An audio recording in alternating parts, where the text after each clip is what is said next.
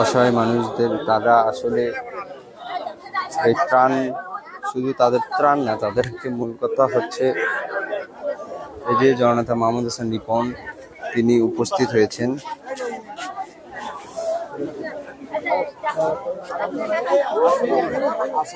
আসসালামু আলাইকুম।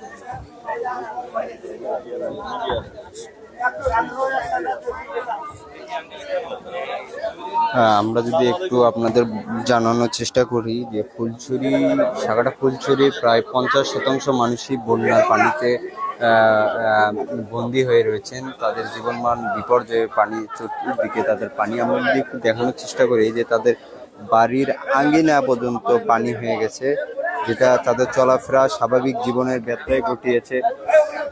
এখানে আরো বিভিন্ন নেতাকর্মী রয়েছেন, তার সফরসঙ্গী হিসাবে বিভিন্ন নেতাকর্মী এখানে উপস্থিত রয়েছেন। তিনি আসলে সাগাটা ফুলছড়ির গণমানুষের কথা চিন্তা করে পবিত্র হজ পালন শেষে তিনি ছুটে এসেছেন সাগাটা ফুলছড়িতে। তিনি সর্বসাধারণের সাথে কথা বলার চেষ্টা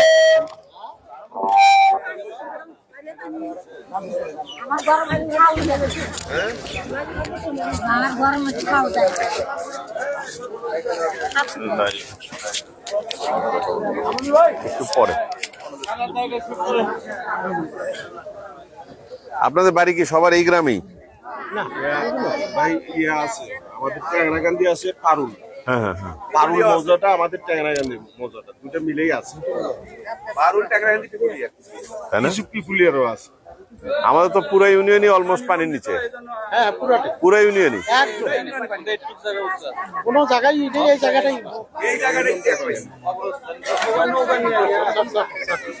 আসুন। এখানে উপস্থিত রয়েছেন 33 গাইবান্ধা সাগাটা ফুলছড়ি আসনের মাননীয় সংসদ সদস্য জননেতা মাহমুদ হাসান রিপন এমপি মহোদয়। উপস্থিত রয়েছেন উপজেলা নির্বাহী কর্মকর্তা ফুলছড়ি সম্মানিত এখানে উপস্থিত রয়েছেন ফুলছড়ি ইউনিয়নের সম্মানিত চেয়ারম্যান সব বিভিন্ন দলীয় নেতাকর্মী। আসলে তিনি উপস্থিত না থেকেও তার সার্বক্ষণিক মনিটরিং এর ব্যবস্থা ছিল এই বন্যা কবলিত মানুষদের জন্য। সার্বক্ষণিক তিনি মনিটরিং এর ব্যবস্থা করেছিলেন, সার্বক্ষণ ত্রাণ বিতরণও অব্যাহত রেখেছিলেন দলীয়ভাবে, এবং তার নিজস্ব অর্থায়নে মাননীয় প্রধানমন্ত্রীর পক্ষ থেকে তিনি সবসময় মনিটরিং ও ত্রাণ বিতরণ।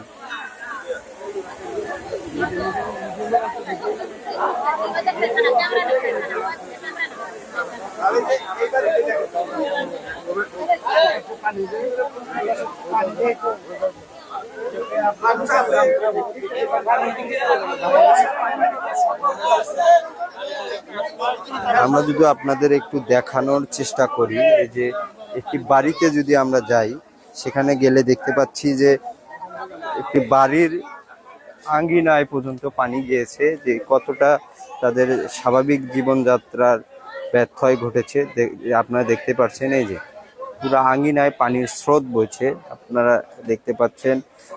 এসব কথা চিন্তা করি জননেতা মাহমুদ হাসান রিপন আজকে ছুটে এসেছেন।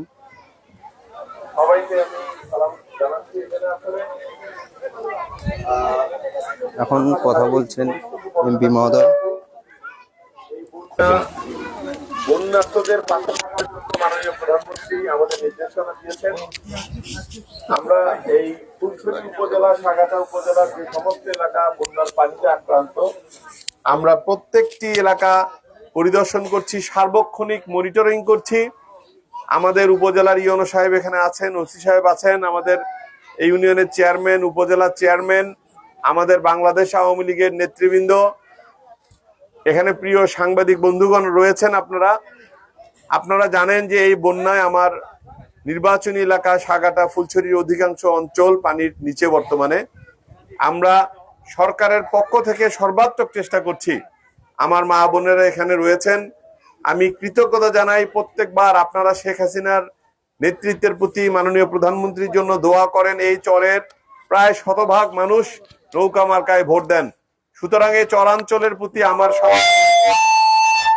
কৃতজ্ঞতা থাকবে। আমি পবিত্র হজ পালন শেষে এসেছি, এসে একটা দিনও আমি লেট করিনি, আপনাদের কাছে ছুটে এসেছি আপনাদের পাশে থাকার জন্য। আজ থেকে আমি এই প্রত্যেকটা চরের মানুষের জন্য কোথায় কি, আমি ইতিমধ্যেই ইউনো সাহেবের সাথে কথা বলেছি, আমরা প্রত্যেকটা গ্রামে আমরা সরকারের পক্ষ থেকে ত্রাণ কার্য পরিচালনা করতে চাই। যতদিন এই পানি থাকবে ততদিন আপনাদের পাশে আমরা থাকবো। যতগুলো গ্রাম রয়েছে আমরা পরিদর্শন করছি, তালিকা করেছি, এবং চেয়ারম্যান সাহেব, মেম্বার সাহেবরা আছেন, দলীয় নেতৃবৃন্দ রয়েছেন, প্রত্যেকের মাধ্যমে আমরা আমার যতগুলো চরাঞ্চল রয়েছে সমস্ত এই বন্যা কবলিত এলাকার মানুষের মাঝে সব জায়গায় যদি যেতে নাও পারি, আমরা টিম ভাগ করে দিয়ে আমাদের টিম প্রত্যেকটা গ্রামে গ্রামে পাঠাবো। আসলে এই বন্যার কারণে সব মানুষকে ত্রাণের জন্য একত্রিত করাটা এটা খুব কঠিন কাজ। সুতরাং আমি চেয়ারম্যান সাহেবকে বলবো প্রত্যেকটা গ্রামে আমরা এই ত্রাণের কার্যক্রমটা ইনশাল্লাহ আমরা শুরু করব, এবং যতক্ষণ বন্যার পানি রয়েছে ততক্ষণ আমরা আপনাদের পাশে আছি। আজকে আপনারা জানেন নির্বাচনের পর থেকে সবচাইতে বেশি বরাদ্দ এসেছে কিন্তু চরাঞ্চলের মানুষের জন্য। পর্যায়ক্রমে বিভিন্ন যে বাঁধগুলো রয়েছে নদীর হাত থেকে এই অঞ্চলকে স্থায়ীভাবে রক্ষা করার জন্য আমরা চেষ্টা করছি সব কয়টি বাঁধ করার জন্য। আপনারা একটু সময় দিবেন। এছাড়াও যে রাস্তাঘাট যেগুলো বন্যায় ক্ষয়ক্ষতি হবে, স্কুল কলেজ শিক্ষা প্রতিষ্ঠান বাজার ঘাট, আমরা বন্যার পরেই তাৎক্ষণিকভাবে আমি এসে সেগুলো দেখে এই ব্রিজ সহ যা যা দরকার আমি তাৎক্ষণিকভাবে বন্যার সময় আছি, এবং বন্যা পরবর্তী সময়ে যে সমস্যাগুলো হয় সেই সমস্যা মোকাবেলা করার জন্য আমি সবাইকে নিয়ে আপনাদের পাশে ইনশাল্লাহ থাকবো। আপনারা টেনশন করবেন না। আপনারা মাননীয় প্রধানমন্ত্রী জননেত্রী শেখ হাসিনার মার্কা নৌকা মার্কায় ভোট দেন, এবং এই চরাঞ্চলের মানুষ, আমি পরপর কয়েকটি ভোট করেছি, 100% ভোট আপনারা আমাকে দিয়েছেন। সুতরাং দায়িত্বটা আমার একটু বেশি থাকবে। আপনারা কোনো টেনশন করবেন না। আপনারা, আমাদের চেয়ারম্যান সাহেব আছেন, পরিষদের যে সমস্ত মেম্বার আছেন সবাই, এবং দলীয় নেতৃবৃন্দ যারা রয়েছেন তাদের সাথে আপনারা যোগাযোগ রাখবেন, এবং তাদের প্রতি আমার নির্দেশনা থাকবে যে যে কোনো বিষয়ে তাৎক্ষণিকভাবে আমাকে জানানোর জন্য। সবাই ভালো থাকবেন, সবাইকে ধন্যবাদ। জয় বাংলা, জয় বঙ্গবন্ধু। ইয়েটা দিয়ে নেই নৌকা বন্ধ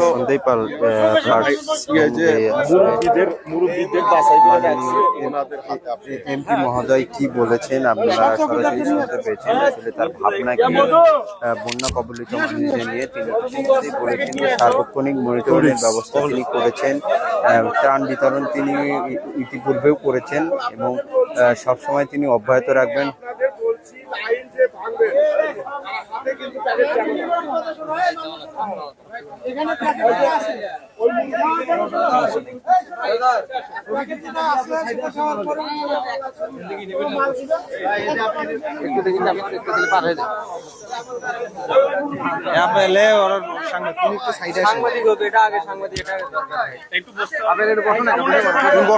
বসে নাও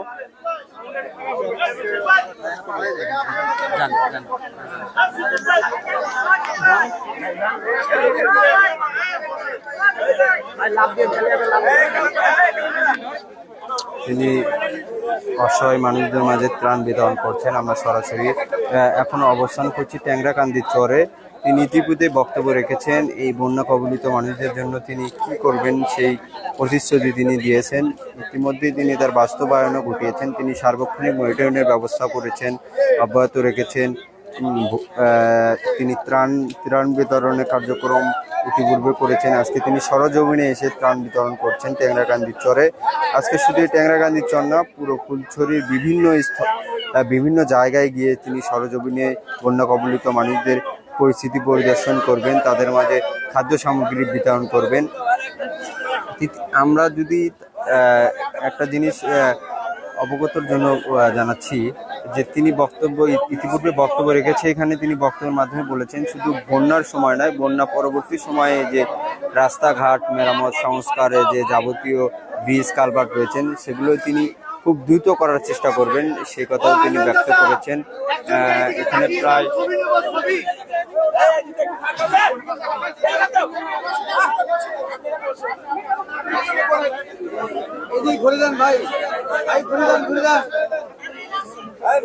এই পাশে ঘুরান।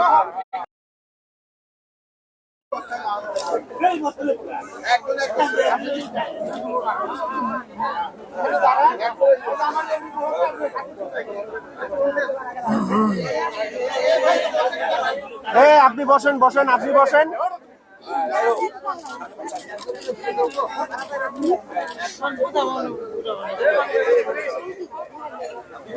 আপনি বসেন।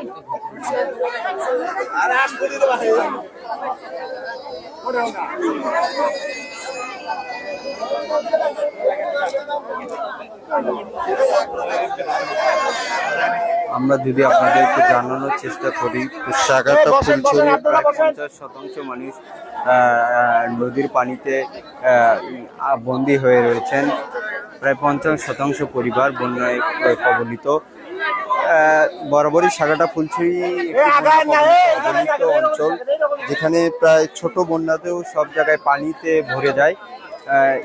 এখানেও একটা অনেক বড় ধরনের বন্যার আশঙ্কা করা যাচ্ছে, কিন্তু এখানে সার্বক্ষণিক মনিটরিং করছেন জননেতা মাহমুদ হাসান লিখন। দলীয়ভাবে প্রশাসনিকভাবে সব দিক দিয়েই তিনি সার্বক্ষণিক মনিটরিং করছেন এবং বন্যার্থদের পাশে থাকার জন্য তাদের জন্য খাদ্য সামগ্রী সর্বদাই তিনি সরবরাহ করে যাচ্ছেন। মাননীয় প্রধানমন্ত্রীর পক্ষ থেকে, বাংলাদেশ আওয়ামী লীগের পক্ষ থেকে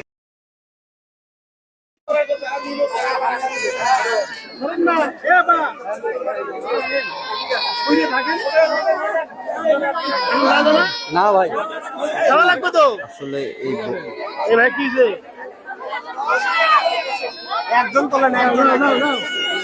আসলে এই বন্যার সময় যে খাদ্যর যে অভাবটি, এটি শুকনা খাবারের যে অভাব, সেটি বোঝা যায়। আসলে সে সময় কেউ পাশে থাকে না, কিন্তু জননেতা মাহমুদ হাসান বরাবরই এখানে এসেছেন, ত্রাণ বিতরণ করছেন। এলাকার মানুষ আস্থা খুঁজে পেয়েছে, তাদের মধ্যে একটি প্রশান্তির জায়গা দেখা দিয়েছে যে তাদের নেতা, তাদের এমপি মহোদয় এখানে এসে তাদের সাথে কথা বলছেন, তাদের পরিস্থিতি পর্যবেক্ষণ করছেন, তাদের মাঝে ত্রাণ বিতরণ করছেন। এতে তারা অত্যন্ত খুশি। আমরা এখন বর্তমানে অবস্থান করছি টেঙ্গাখান্দির চর। আমরা যদি একটু দেখানোর চেষ্টা করি,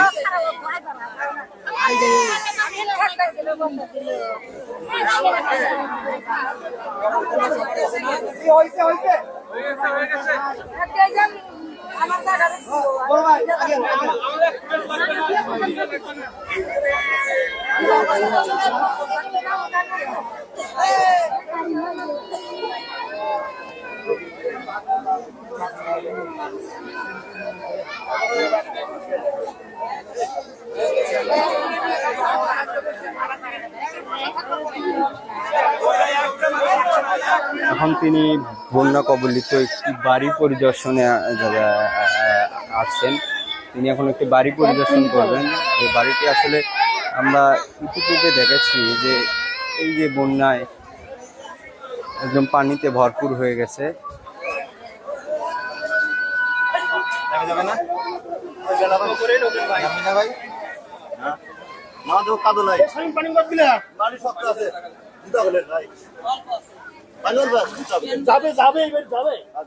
তিনি একটি বাড়ি পরিদর্শনে আসছেন সরজমিনে দেখার জন্য।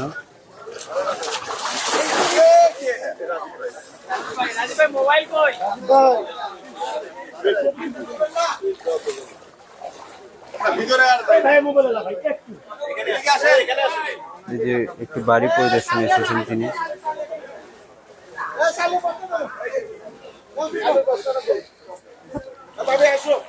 ভাই এটা লাইভ চলে এমপি মহোদয়ের পেজ। ভাই একটু না ওয়েট করেন, পানির ভিতর তো একটু ধরেন এটা ধরেন।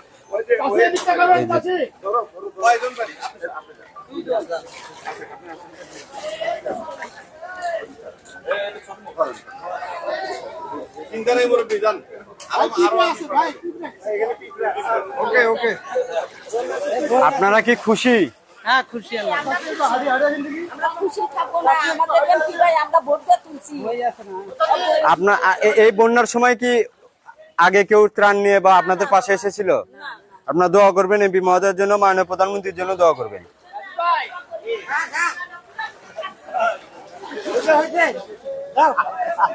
বেশি করে খাই।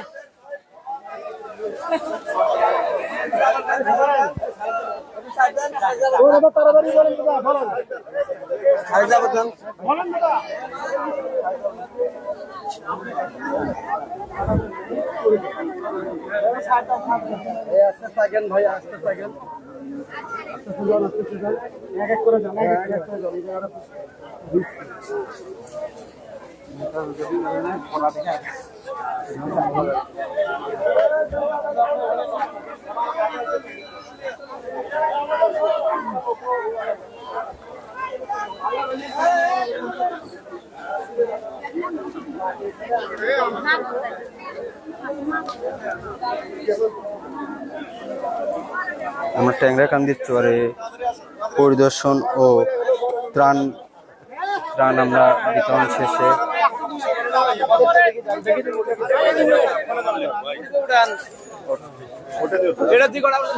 সে কটাই উঠতেছে।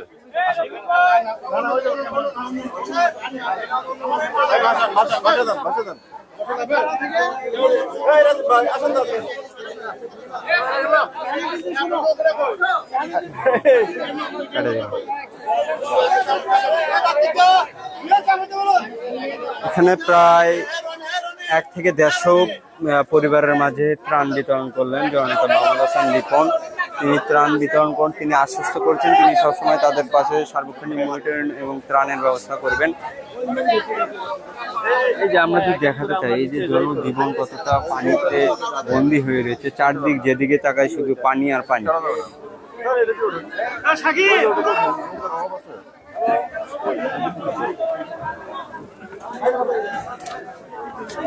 তুমি এখন একটু কথা বলছো। আসসালামু আলাইকুম। সবাই থাকেন, আমাদের ইউনিয়নের চেয়ারম্যান মেম্বার সহ যারা আছেন সবাই মিলে এখানে যারা আছেন সবাইকে আপনারা ত্রাণ দিয়ে দিবেন। পরবর্তীতে প্রত্যেকটা গ্রামে ঘরে ঘরে আমরা চেষ্টা করব আমরা আমাদের পক্ষ থেকে ত্রাণ পৌঁছে দেওয়ার। সবাইকে ধন্যবাদ। আসসালামু আলাইকুম।